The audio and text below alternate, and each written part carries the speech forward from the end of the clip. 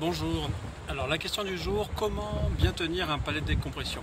Alors c'est toujours une petite angoisse quand on a de la décompression, donc je parle de décompression obligatoire à faire, réussir à tenir son palier et à ne pas faire surface pour éviter tout souci de décompression.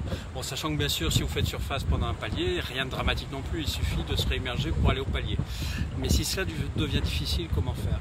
Alors pour tenir un palier de décompression, il faut savoir que bien sûr il faut être suffisamment lesté, mais comme j'ai déjà abordé dans d'autres vidéos, pas besoin d'être surlesté pour autant.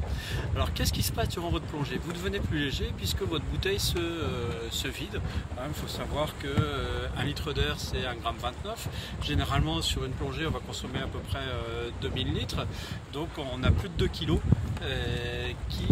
qui nous échappent. Donc on peut se retrouver un peu trop léger au palier. Alors, comment faire pour tenir correctement un palier? Il faut savoir que souvent, on a la tentation d'être plutôt sur le ventre en regardant en bas.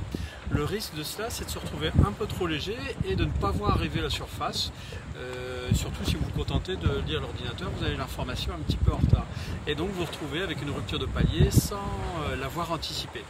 Donc, le conseil, il est tout simple, c'est faites votre palier plutôt sur le dos.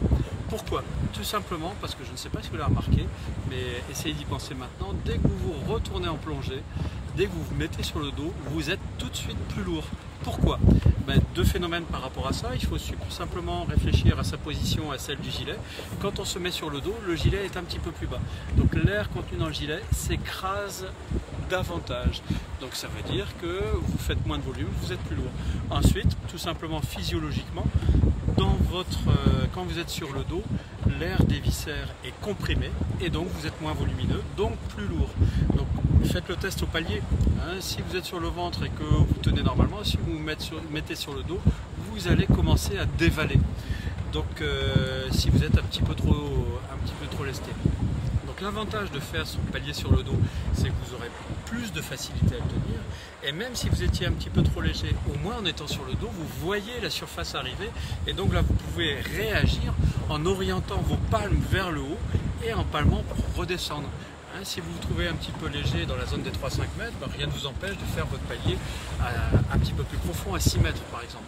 Voilà les petites astuces pour tenir un palier. Donc essentiellement, regardez la surface puisque ça va automatiquement vous mettre sur le dos, chasser l'air de vos viscères, inverser la position du gilet et vous rendre plus lourd et surtout vous permettre d'anticiper, de voir la surface arriver pour éviter, ce qui est toujours désagréable, de percer la surface.